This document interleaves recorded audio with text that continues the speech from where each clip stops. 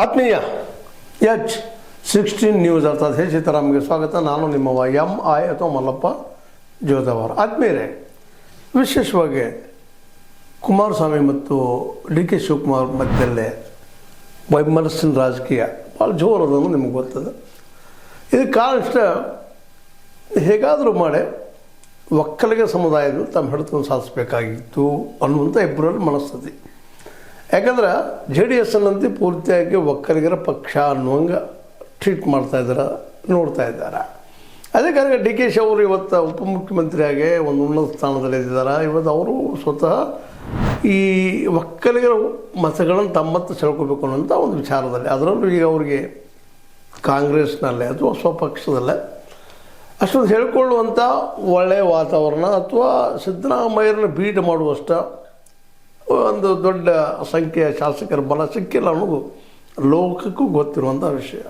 ಇಂಥ ಸಂದರ್ಭದಲ್ಲಿ ತಾವು ಮುಖ್ಯಮಂತ್ರಿ ಆಗಬೇಕು ಅಂತ ಕನಸುಕೊಂಡಂಥ DK ಶಿ ಅವರಿಗೆ ಒಂದಿಷ್ಟು ನಿರಾಶೆ ಆಗಿದ್ದು ಈ ಸಂದರ್ಭದಲ್ಲಿ ನಿಜವಾದರೂ ಭವಿಷ್ಯದ ದೃಷ್ಟಿ ಇಟ್ಟುಕೊಂಡು DK ಶಿ ಅವರು ಇವತ್ತು ವಿಚಾರಣೆ ಮಾಡ್ತಾ ಇದ್ದಾರಪ್ಪ ಅಂದರೆ ಈ JDS ಅನ್ನು ಇಲ್ಲ ಮಾಡಬೇಕು ಅನ್ನುವಂಥದ್ದು, ಇಲ್ಲಾಗಿಸಬೇಕು. ಸಹಜವಾಗಿ ನಡೆದಾಗ HD ಕುಮಾರಸ್ವಾಮಿಗಳು ಸದ್ಯದ ಉಳಿಸ್ಕೋಬೇಕು ಅನ್ನೋದು ಹಠ ಇದ್ದೇ ಇರ್ತದೆ. ಜೊತೆ ದೇವೇಗೌಡರು ಇನ್ನೂ ಗಟ್ಟಿಮುಟ್ಟಾಗಿದ್ದಾರೆ, ತಮ್ಮ 95ನೇ ವಯಸ್ಸಿನಲ್ಲೇ ಇನ್ನೂ ಬದುಕ್ತೀನಿ ಅನ್ನುವಂಥ ಹಠವಾದಿಗಳಿದ್ದಾರೆ.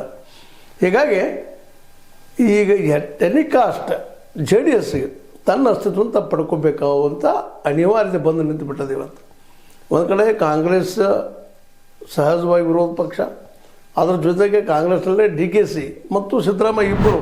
ಸಿದ್ದರಾಮಯ್ಯರಂತೂ JDSಯಿಂದ ಬೆಳೆದು ಬಂದಂಥವ್ರ ಕಡೆ ದಾಡಿ ಬಂದಂಥವ್ರು, JDSನ್ನು ಬಿಟ್ಟ ಅವ್ರದ್ದು ಒಂದಿಷ್ಟು ವಿರೋಧ ಇದ್ದೇ ಇರ್ತದೆ ಇದ್ರ ಸಲುವಾಗಿ. ಅದೇ ಕಾಲ DK ಶಿ ಅವರಂತೆ ನಿರಂತರವಾಗಿ ಕಾಂಗ್ರೆಸ್ನಲ್ಲಿ ಇದ್ದುಕೊಂಡು ಸ್ವತಃ ದೇವೇಗೌಡರ ಜೊತೆಗೂ ಫೈಟ್ ಮಾಡಿ, ನಂತರ HD ಕುಮಾರಸ್ವಾಮಿ ಜೊತೆಗೂ ಫೈಟ್ ಮಾಡಿ ಬೆಳೆದು ಬಂದಂಥವ್ರು.